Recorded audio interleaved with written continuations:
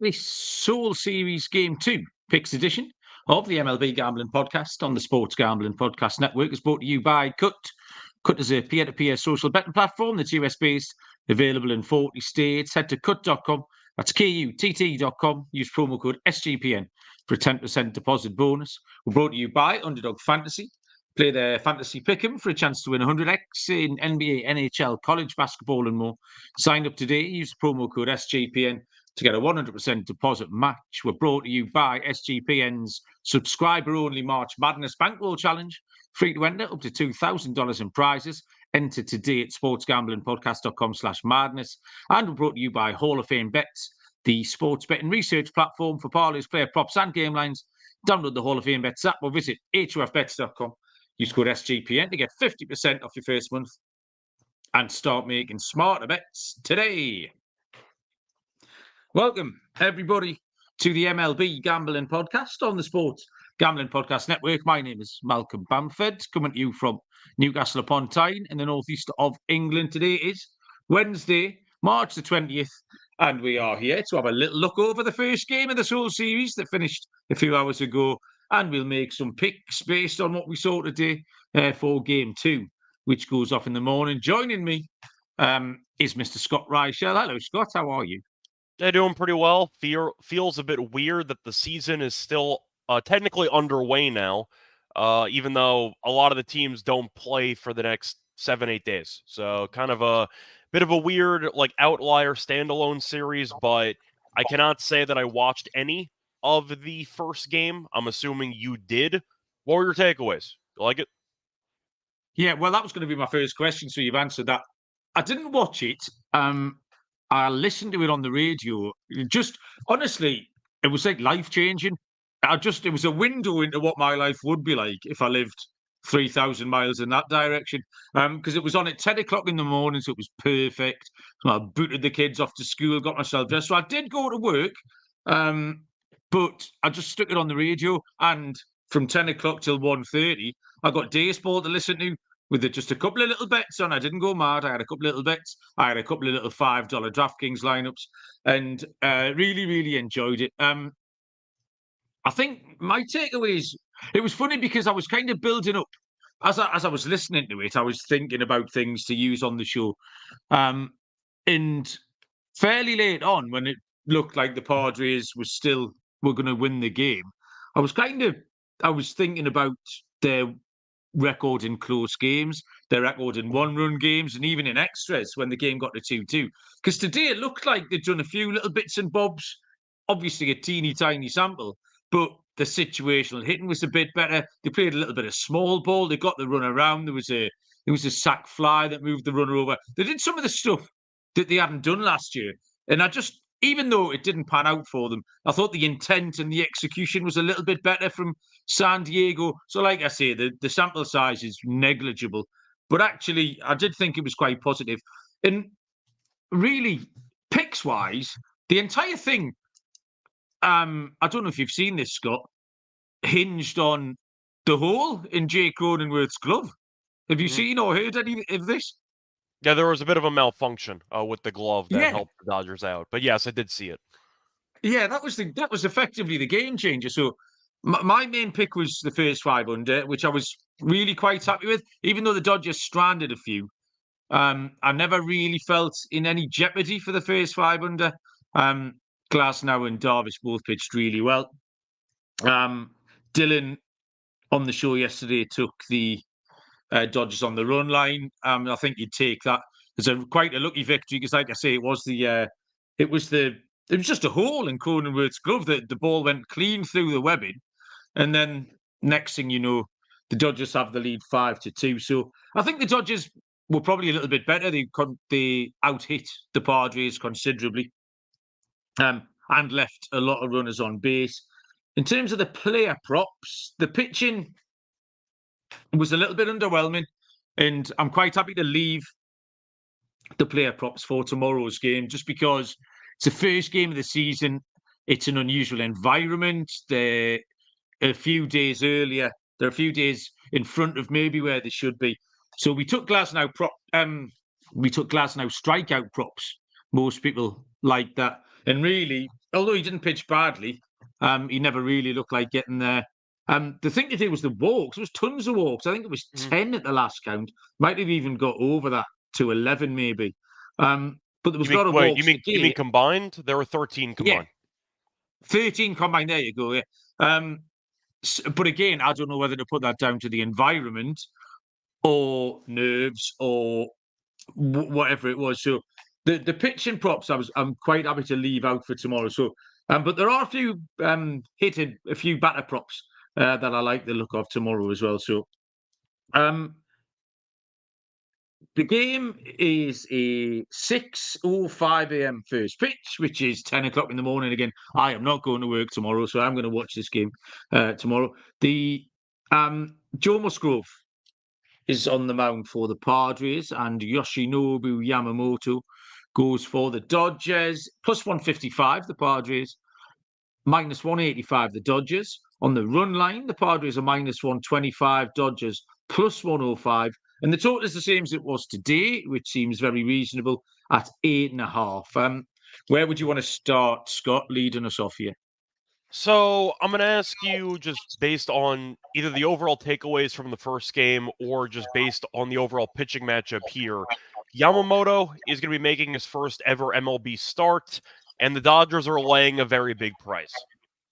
Does that scare you a little bit? Yeah. Okay, so I'm guessing you're on San Diego. It's a little bit like, we do that. We have this conversation when we talk about rookies and stuff, don't we? Or even maybe someone coming back from an injury. It's that fear of the unknown. So yeah, I'm not sure many people would be rushing unless they're a big Japanese baseball fan, or I don't want to use the word nerds. But you get these nerds who might think, "Oh, I love this guy. I know lots about him," but I won't be rushing to take any minus 185, Scott. Yeah, so I also want to ask you a couple of other just general points. How much stock do you put into spring training for pitchers? No, health zone. So you don't I care don't about really. actual ERA. You don't care about any of that. No, I Okay. don't care. No.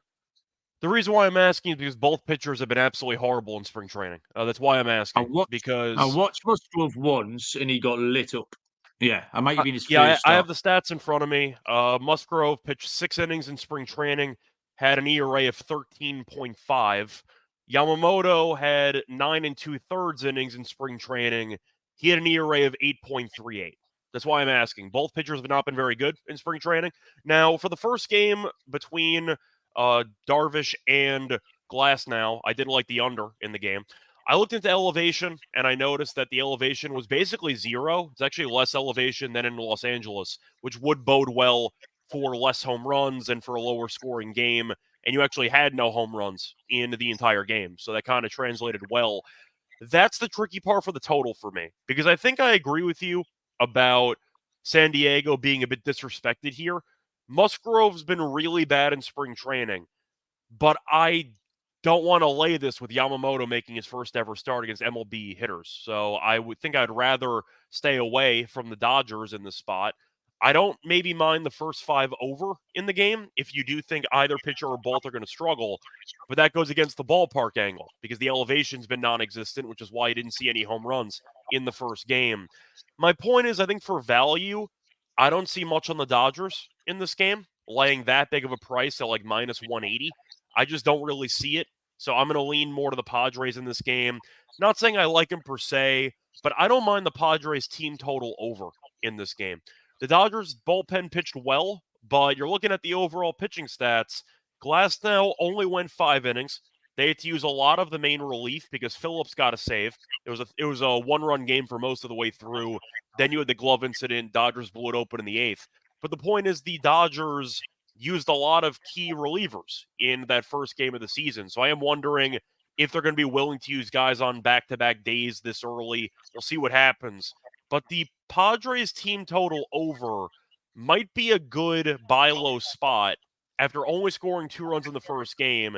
And now you get a rookie making his first ever start, who once again, whether you care about the stats or not, was really bad in spring training. I don't mind the Padres team total over. Yeah, I like that. I think, again, gun to your head, you'd have to take the Padres at plus 155. Musgrove's great last year. I'm not bothered about spring. And again, today, the combination of, I think, pitches were ahead of the hitters. Captain Insano in the chat saying it was all singles and walks. There was no extra base hits. The radio commentators were saying that the ball just seemed to hang up there in this dome. It just never seemed to get out. The 400 feet straight away centre field just looked longer. It looked like a long 400 feet because there was a couple of shots on the warning track that sounded loud off the bat. Another angle, and again, we pointed this out on the show yesterday, and Captain Insano's just mentioned it, was Michael King being used as a reliever. Now, the San Diego management have said, with King being their third or possibly fourth starter, that they won't need him for 10 or 11 days, and it makes sense for him to get some work in. So this could even be Musgrove 4 innings, King 4 innings. So I think that puts the Padres in the game even a little bit more as well. So I think you would factor that in. I didn't mind the first 5 under angle again, Scott, and that was just based on today's evidence. I know you were leaning towards the over a little bit, but I just never felt like the under was in danger. No one really looked like putting together a string of hits that were going to score runs. I say the early runs came on a little bit of small ball actually, and then the later runs came with the hole in the glove incident. So yeah, I would take the Padres, and I would go back to the first 5 under. We'll have a look at some player props because there was some players who looked like they were in decent nick this morning that we can maybe get involved with tomorrow. Let's give a shout out to who's joined us. TVDBJ, first in. Well done, Trev. How you doing? Cason's here as well. Our man Munaf. Munaf is shouting out his MLB Survivor Pool, which is exciting. So if you want a game, send someone a message and we'll put you in touch with a little MLB Survivor Pool. Captain Sano, obviously got to mention. Serial's here. And James Mafia as well. James, he's a 2-sport DJ and love that. Welcome to you. Yeah, we'll have a look at the player props. Let's talk first about Merch Madness. 15% off everything in the merch store with the promo code Madness. So we are celebrating that here. We're celebrating with the contest as well. sportsgamblingpodcast.com/madness. It's a bankroll style contest. $1,000 first prize or $2,000 if you subscribe to the Sports Gambling Podcast Patreon. Cut, peer-to-peer social betting platform. All of the lads on the network have been getting involved, putting their own bets up there, taking a few quid off each other, creating their own bets, loads of fun. Social features, group chats, cashback, loads of stuff at kutt.com. And with the code SGPN for a 10% deposit bonus. Underdog Fantasy, the easiest and fastest growing fantasy app. Pick 5 players, higher or lower, 100 times your money in a single night if you nail it. So the thing to do there is visit underdogfantasy.com or find them in the App Store. And we've got a unique code here. SGPN MLB. Might be the other way around. MLB SGPN is the answer. Get your first deposit doubled to $100, as well as that instant pick'em special. Must be 18 or over. Present in the state where Underdog Fantasy operates. Terms apply. Continue your play. Call 1-800-522-4700 or visit ncpgambling.org. Game time tickets for anything you want: sport, music, comedy, and theatre. The guarantee gets you 110% of your money back if you find tickets in the same row and section for less. Use the code CFBX for $20 off your first purchase. CFBX Game Time. Download Game Time today. Last minute tickets, lowest price guaranteed. And finally, Hall of Fame bets. Helping everyone win bigger by betting smarter. Stop betting in the dark. Join 30,000 users researching with Hall of Fame bets to craft more intelligent, data-driven parlays. Download the Hall of Fame bets app or visit hofbets.com. Use code SGPN to get 50% off your first month today. Start researching, start winning with Hall of Fame bets. So player props. Pitching-wise, I was happy to rule it out for 2 reasons. I couldn't find any patterns that I really wanted with Musgrove. Plus, like I say, today was just a bit wobbly. There was nothing that we had thoughts yesterday and nothing backed that up today, nothing firmed that up this morning. So I was happy to maintain a watching brief. And I've got no strong feelings about Yamamoto. There will be people somewhere who are determined that he can do this or that tomorrow. I'm not one of them. So I was happy to leave the pictures. But the player props this morning, I haven't seen any lines on my book actually, so I'm struggling a bit with lines. Although the first couple actually, I imagine will have similar prices to yesterday.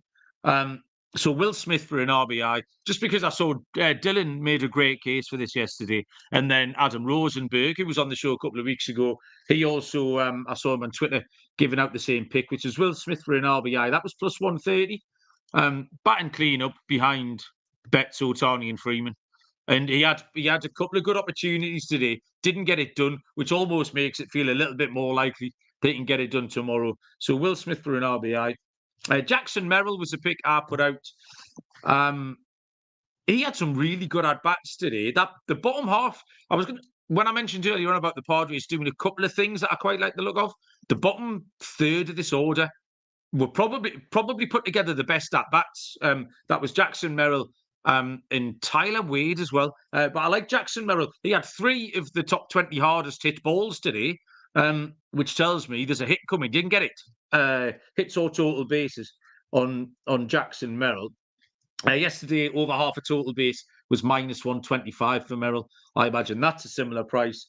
And then Xander Bogaerts looked quite good today. He became the first MLB hitter to have a hit in 5 different countries, Scott, today, which is a fairly impressive record. But he went 2 for 4. So have a look at maybe some Bogarts swaps. But I do like the Will Smith ribby. And yeah, Jackson Merrill, I'll go back to that well again tomorrow, Scott. So I'm trying to think about that. That's America, Canada. He was in Mexico last year. He was in South Korea this year.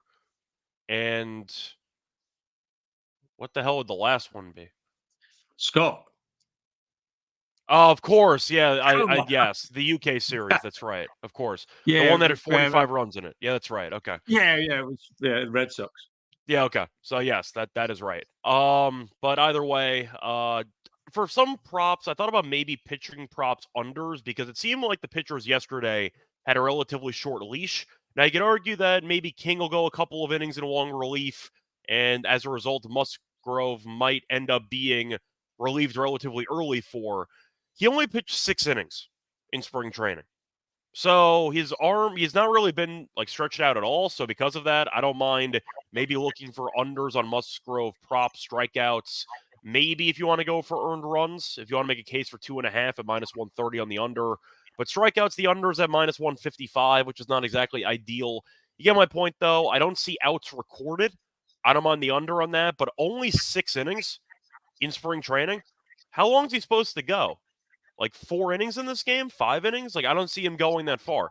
So I don't mind going with the under for his innings. Same thing with Yamamoto. I don't see him going that long. He went about 9 innings and change in spring. So I expect him to potentially get the early hook if he gets into trouble, kind of like what happened with Darvish in the game on Wednesday. As for batting props, though, there is one extremely obscure prop that I do like, and it's actually for a guy that went 0 for 4 in the first game. It's going to be on Padres catcher Luis Campusano. Give me the under half a strikeout at plus 105. The guy might not get on base, but the guy makes contact. He's had 0 actual strikeouts in each of his last 7 regular season games, and he had 0 strikeouts against the Dodgers in the first game. Plus 105, the guy never strikes out. So I don't mind going for a plus 105 play on him.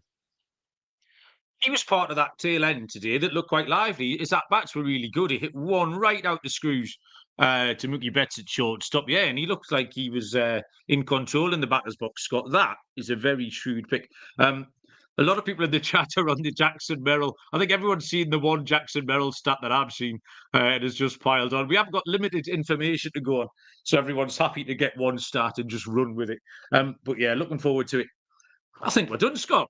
20 minutes, nice and tidy. Anything else you want to tell the people before we let them go? Not really. Once again, try not to go too heavy on your bet sizing this early in the season, especially in a foreign country with no elevation where you barely saw any extra base hits in the first game. You might want to kind of wait and see how it goes. Could go either way. The starters weren't that great in the first game, but the point is the leashes were very short. I expect that to be a common trend. You have no more games for the next week or so for these teams. So the point is you might end up seeing King go a couple innings, for example, for the Padres. Maybe the Dodgers pitch to get kind of like piece together some long relief. The point is, for the starters, I don't expect to see them for that long in these outings early in the season. So, especially with spring training kind of being, I don't want to say optional, but when one guy goes 6 innings for an entire spring, that means you're probably not focusing that much on spring training.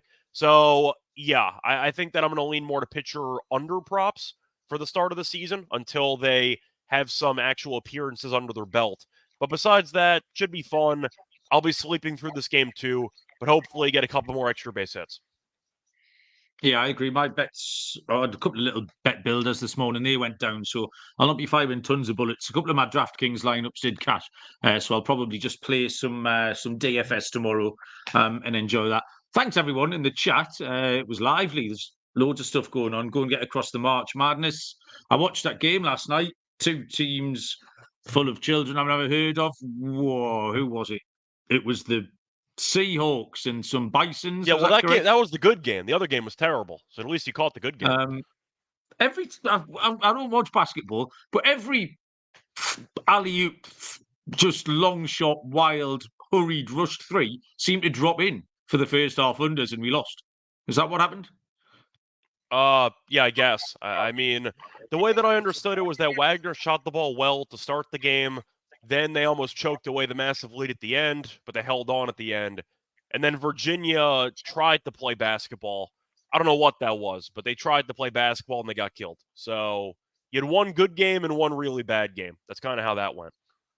Oh, I retired from basketball after the first half under went down in the first game, but I will keep trying. Well, Right. it's split. Thanks, everyone. The first half Appreciate unders it. went 1-1, so you basically broke even.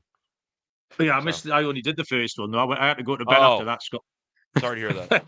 I thought Yeah. you bet it and then you just went to bed. I didn't realize you didn't even bet No, it. I Okay, bet my the bad. first one. Me and Barry watched it, trying to make out what the hell was going on, and then Well, how are lost you and went to holding bed. up? You got no soccer this week. How are you holding up? Mate, it's absolutely painful. I've made my notes for the show tonight. We've got the Premier League show. Made my notes here for tonight. I've got Greece versus Kazakhstan.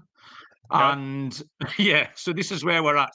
We've got absolutely nothing. In Wales versus Finland, I was trying to dig some stats out of them. So yeah, it's international break is the most painful time if you're a football supporter. It's absolutely awful.